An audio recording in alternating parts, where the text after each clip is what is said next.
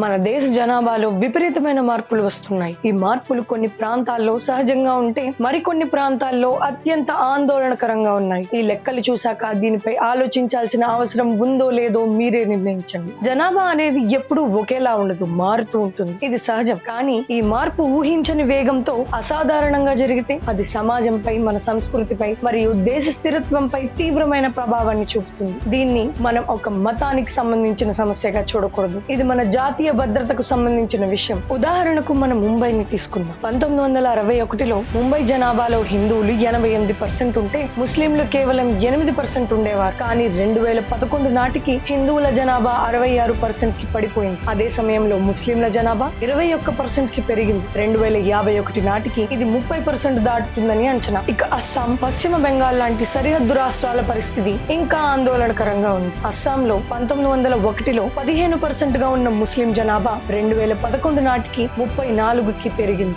ఇప్పుడు అది 40కి కూడా చేరి ఉంటుందని అంచనా. పశ్చిమ బెంగాల్లో కూడా 1951లో 19% గా ఉన్న ముస్లిం జనాభా ఇప్పుడు 30% దాటిపోయింది. ఈ పెరుగుదల కేవలం ఎక్కువ మంది పిల్లల్ని కనడం వల్ల వస్తుందా అంటే అదే అసలైన ప్రశ్న. నేషనల్ ఫ్యామిలీ హెల్త్ సర్వే ప్రకారం గత 20 ఏళ్లలో అన్ని మతాల కన్నా ముస్లింల సంతానోత్పత్తి రేటు అత్యంత వేగంగా పడిపోయింది. 1992లో సగటున 4.4గా ఉన్న వారి సంతానోత్పత్తి రేటు ఇప్పుడు 2.3కి పడిపోయింది. ఒకసారి మీరే ఆలోచించండి. ఒకవైపు పిల్లల్ని కనే రేటు గణనీయంగా తగ్గుతోంది, కానీ మరోవైపు జనాభా మాత్రం అసాధారణంగా పెరుగుతోంది. ఈ రెండు లెక్కలు కలవడం లేదు కదా. మరి ఈ అదనపు జనాభా ఎక్కడి నుండి వస్తోంది? దానికి కారణం అక్రమ వలసలు, చొరబాట్లు అని నిపుణులు హెచ్చరిస్తున్నారు. ఇది సహజంగా జరుగుతున్న పెరుగుదల కాదు, ఇది ఇనార్గానిక్ గ్రోత్. బంగ్లాదేశ్ వంటి పొరుగు దేశాల నుంచి చట్ట విరుద్ధంగా మన దేశంలోకి ప్రవేశించి ఇక్కడి జనాభాలో కలిసిపోతున్నారు. ఇది కేవలం హిందూ ముస్లిం సమస్య కాదు. ఇది మన దేశ చట్టాలను ఉల్లంఘించి